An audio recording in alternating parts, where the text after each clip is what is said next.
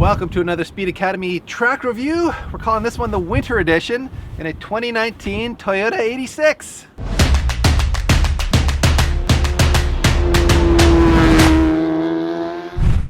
It's minus 6 degrees Celsius, maybe minus 16 with a wind chill. We got a racetrack here, PT. This is Toronto Motorsports Park, and they were kind enough to let us come out here today. So we thought, why not try something out?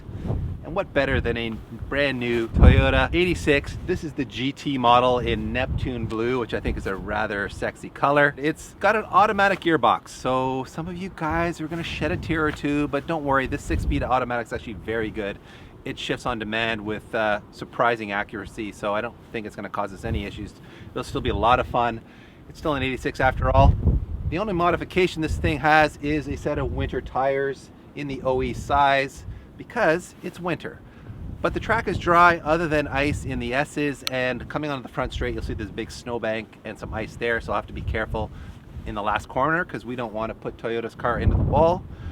The GT edition, by the way, I should mention, comes with LED fog lights, a very nicely trimmed out leather interior with Alcantara accents, and a little spoiler out back too. The car with the automatic transmission is rated at 200 horsepower and 151 foot-pounds of torque. That's down 5 in each of those compared to the manual transmission car. In the summertime, this car with an automatic gearbox would probably do a 128 around here. And I have no idea what it's going to do in the winter, which is kind of why we're here. Really, it's all about me today, everyone. Let's find out what Dave thinks of the Toyota 86 in the winter. Let's do this! Welcome to the comfortable confines of the 2019 Toyota 86 GT model. As I mentioned, it's got all these nice Alcantara accents everywhere. It's even got heated seats, which on a day like today I'm going to use, so a little bum warming action going on there. I am also going to turn off the traction control because I'm crazy like that. Realistically, we have a mostly dry track, so I feel comfortable to turn the traction control off. And if you follow our channel, you know that we have a lot of experience in these cars at this racetrack. I've done hundreds, if not thousands of laps here in our own Scion FRS race car, and I've also tested a ton of press cars here, both FRSs, 86s, and BRZs. So this is my home track and my home chassis, you could say. And we're gonna go have some fun and see what she'll do in these conditions. I'll do my usual warm-up lap and 3 hot laps, and we'll see what we get. I really don't have any idea what it's gonna do on these tires in these kinds of conditions, so that's really part of the reason why we're here, and we just thought it'd be a fun way to kind of enjoy one of our favorite cars. And to revisit the issue of the automatic gearbox, as I mentioned in the opening, it is a very good automatic. It does have a manual mode, so I can put it over manual mode, and I can downshift manually here with the paddles on the steering wheel like I just did there. But it also has excellent shift logic when in auto mode. I've found it in testing other cars here that I can leave it in fully automated mode and its shift logic is on point. It's always in the right gear and it downshifts on demand. Say I come into a corner, I kind of roll in and then I give it full throttle, it'll downshift immediately and get me to where I want to be in the power band right away. So it does a very good job even in fully automated mode, although I'll probably opt to use it in manual mode just to kind of add some driver engagement. So here's our icy patch in the S's where you can see the car just goes straight over the ice, loses all grip through there. So we'll lose a bit of time there, and there's some ice on the left here we'll have to stay out of. Otherwise though, the track's really quite dry, so good conditions for this kind of driving. I don't know how well these Blizzak winter tires are going to stand up to a dry surface like this, so I'll have to be mindful of not overusing them and causing them to chunk or get unhappy. So, and the brakes, of course, they might start to get a little grumpy too after 3 hot laps, but we'll see how they hold together.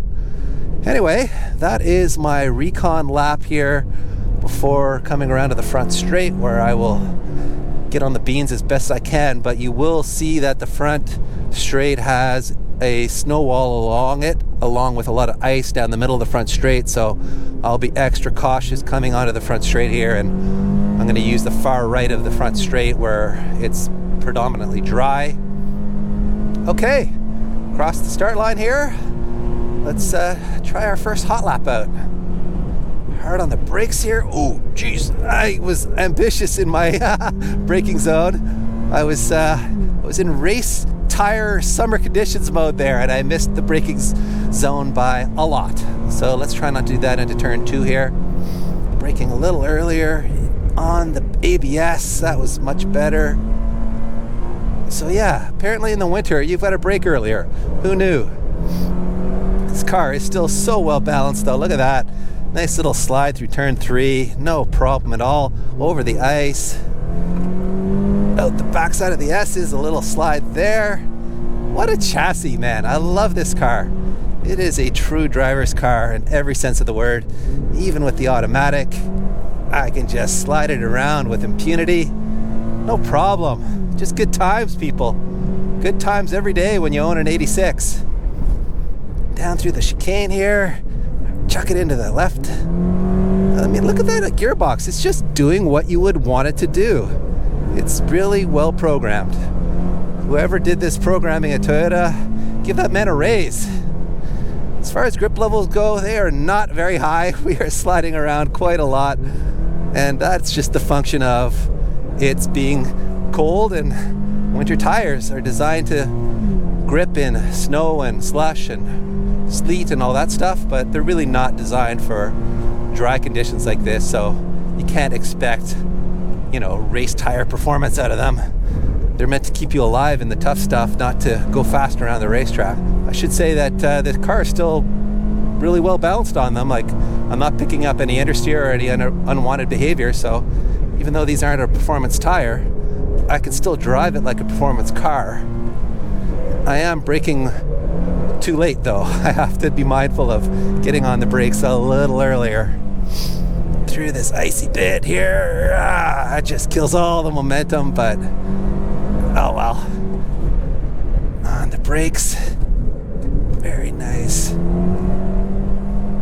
Oh yeah, I love it. What a machine. These cars are just so much fun. In some ways they remind me of an MX-5. It's such a lightweight, tossable car, but it's got a lot less body roll. It's got so much precision to it. It's a true sports car with a usable back seat and a trunk. What's not to like about that? All right, that's 2 laps down. Oh, I'm like fully in fun mode here, just drifting it onto the front straight where we have ice and snow and a concrete wall, but this car just inspires that kind of confidence.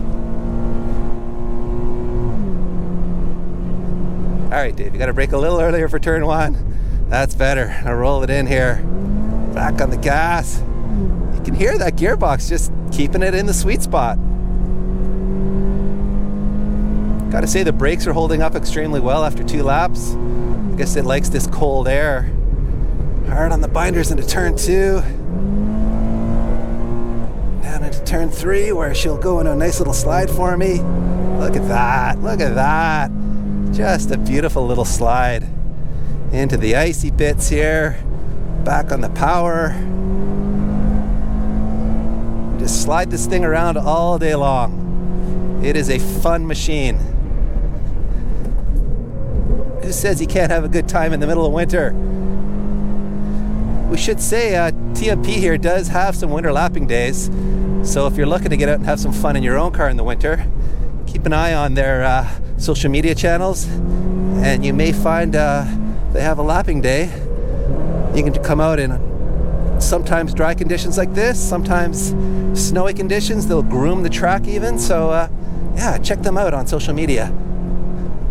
All right, coming around the last corner here. Nice little rotation and on the gas. Down the front straight here, and we'll see what we got. Well, curiosity satisfied. I know in my mind that it's a fair bit slower in the winter than the summer, but it's still a ton of fun. It did a best of a 133.0, which isn't that much slower than it would be in the summer. I would guess this car would do a 28 or a 29 in the summer, so we'll call that maybe 4 seconds slower, but it is still a seriously fun machine to rip around a racetrack, especially a predominantly dry one like this where I could really have some fun in the braking zones and in the corners, sliding around, lots of counter steer.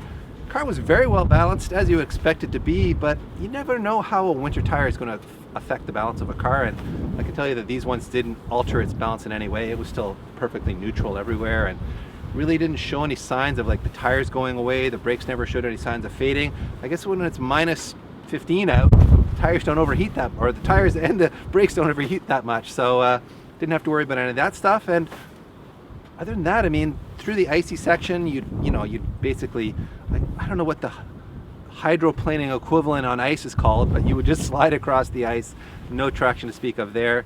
But everywhere else, the car was really, really good. And that automatic transmission was shifting beautifully. I left it in a full auto mode the whole time because it was never making me upset with what it was doing. It was downshifting exactly into what gear I would want it to be in the braking zones.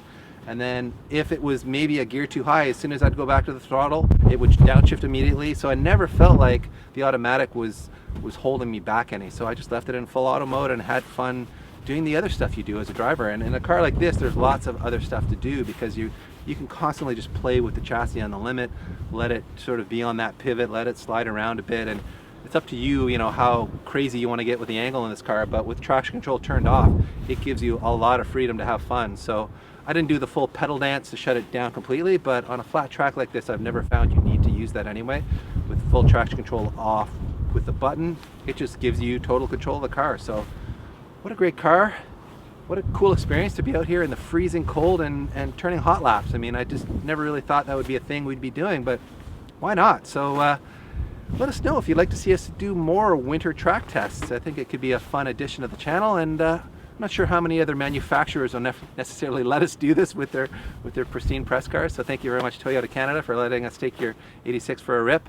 Really impressed by the GT. I love the upgrades that they've done at the interior. By the way, that rear wing, I should mention, is also GT specific, so all that extra downforce might be helping me out there, everybody. Thanks again for watching. We appreciate all the support. Give us a thumbs up for more track tests. And if you want some Speed Academy swag, be sure to check us out at speedacademy.shop. You know what? I'm going to actually turn that one off. Okay. Let's try to save some battery. Just take it right off the car. Oh, it fell off. Oh, it fell off?